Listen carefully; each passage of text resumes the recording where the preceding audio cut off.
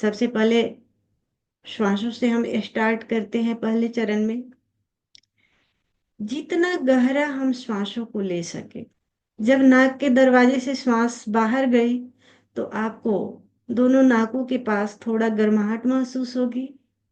जब हम श्वास को लेंगे तो नाकों के पास ठंडक महसूस होगी। यानी बहुत ही संवेदनशील हमें बनना है कि सूक्ष्म चीजों को भी हम पकड़ सके। यानी इतना संवेदनशील हो जाना है कि जब हमारी श्वास अंदर जा रही है तो उस ठंडक को भी हमें महसूस करना है। जब बाहर जा रही है तो उस गर्माहट को भी हमें महसूस करना है। यानी जितना हम संवेदनशील होंगे उतना सूक्ष्म चीजों को हम पकड़ने में समर्थ हो पाएंगे। तो स्वयं को बहुत ही संवेदनशील बनाना है।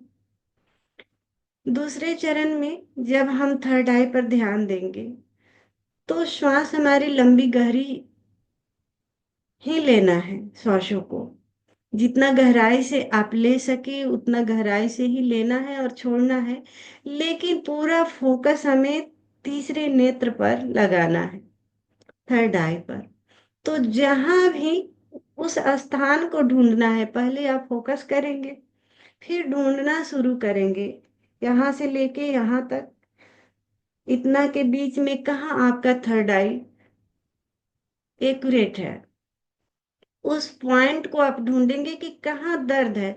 क्योंकि दर्द तो ये पूरा आएगा आपको, ये पूरे माथे में दर्द फैला हुआ रहेगा, लेकिन उस बिंदु को ढूंढना है जहां से दर्द आपको महसूस हो रहा है, उस पॉइंट को ढूंढना है। तो देखते देखते देखते देखते आपको वो बिंदु समझ में आ जाएगा जहां से दर्द उत्पन्न हो रहा है। उस पॉइंट पर आपको ध्यान लगाना है। या किसी मित्र को दर्द नहीं भी महसूस हो तो लगेगा कि प्रकाश है, प्रकाश है, लेकिन वो प्रकाश का पॉइंट आपको महसूस नहीं होगा कि कहाँ एक्यूरेट है। लगेगा कि पूरा है, कभी लगेगा कि इधर जा रहा है इधर जा रहा है। तो उसको स्थिर होने देना है। जब तक स्थिरता नहीं आ जाती तब तक हलचल है। यानी आप एकाग्र नहीं कर पा रहे हैं थर्ड आई पर अपने पूरे ध्यान को। तो पूरा स्थिरता आनी चाहिए, दर्द हो उसमें भी स्थिरता आनी चाहिए, या प्रकाश दिखाई दे वो भी स्थिर महसूस हो। जिस दिन आपको प्रकाश पूरी रूप से स्थिरता स्थिर हो जाएगी, यानी आप समझना कि उसी दिन आपका ध्यान घटना शुरू हो गया। क्योंकि प्रकाश भी स्थिर होना पड़ा जहां से लाइट आपको दिखाई दे रहा है। या जो क्या बोलते हैं, ब्लिंक करता हुआ ऐसे ब्लिंक करेगा। कभी कभी किसी मित्र को लगेगा कि यहाँ एनर्जी ब्लिंक कर रहा है, तो उस ब्लिंकिंग को भी देखना है, ब्लिंक करते हुए एनर्जी को, उसको भी देखते जाएंगे देखते जाएंगे देखते जाएंगे तो वो भी देखते देखते स्थिर होने लगेगी। या किसी मित्र को ऐसे महसूस होगा कि वो किसी सुरंग में प्रवेश कर रहा है, यानी यहाँ से वो सुरंग में जा रहा है, जाते जा रहा है जाते जा रहा है। यहीं से दिखेगा कि सुरंग में गोला जैसे आभा मंडल देखते हैं, तो वैसे ही लगेगा कि सुरंग सुरंग सुरंग इधर से प्रवेश कर रहा है। तो उस सिर्फ उसे देखना है, जो भी घट रहा है यहाँ पर उसे देखना है, बस उसमें प्रवेश करते जाना है, पूरा ध्यान यहीं पर। यानी पूरी तरह से एकाग्र हो जाना है स्वयं को, यानी थर्ड आई ही बन जाने देना है। तीसरे चरण में अब एकाग्रता नहीं करनी है, बस साक्षी बने रहना है जो भी घट रहा है हमारे भीतर उसके प्रति।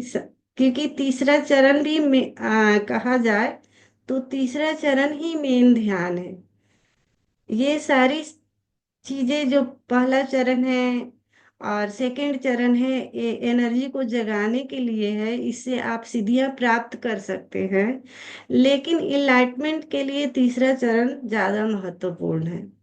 जो भी व्यक्ति इनलाइटेड होता है वो तीसरे चरण में ही जाके होता है। तो पहला दूसरा जो चरण है ये सिद्धियां प्राप्त करने के लिए है, इससे आप चमत्कार कर सकते हैं। लेकिन तीसरे चरण में ही हम पूर्ण रूप से समर्पण जो कहा जाए अस्तित्व के प्रति वो होते हैं। उसी समय कभी अकस्मात व्यक्ति को वो समाधि घटित होती है। तो तीसरा चरण भी बहुत महत्वपूर्ण है। उसमें मिटना, खो जाना, साक्षी होना स्वयं के प्रति, बस एक होश बना रहे, विचारों में नहीं खोना है। कभी कभी क्या होता है, साधक को लगता है कि हम अभी यहाँ तो मौजूद ही हैं, होश मेरा बना ही हुआ है, लेकिन वो दूर कहीं निकल जाता है। टाइम का बोध उसमें भी नहीं रहता, विचारों में जब हम खो जाते हैं तो शरीर कितना देर बैठ गया पता भी नहीं चलता। लेकिन आपको लगेगा अभी बैठे हैं, वो विचारों में खोते हैं तो भी होता है, और समाधि के अवस्था में भी होता है। दोनों स्थितियां में शरीर का बोध खत्म होता है। तो ये आपको फील हो जाएगा कि हम अभी प्रेजेंट में हैं या विचारों में खो गए हैं। तो जैसे मन बार बार भटके विचारों में, आपको याद आता है कि हम खो गए, दूर निकल गए, तुरंत फिर स्वयं पर आ जाएंगे और देखना शुरू करेंगे, क्योंकि तीसरा चरण बहुत ही महत्वपूर्ण चरण है। तो आइए इस ध्यान में प्रवेश करते हैं। ये सारे चरण ही महत्वपूर्ण है। स्टार्टिंग जो हम नृत्य से करते हैं ये भी महत्वपूर्ण है।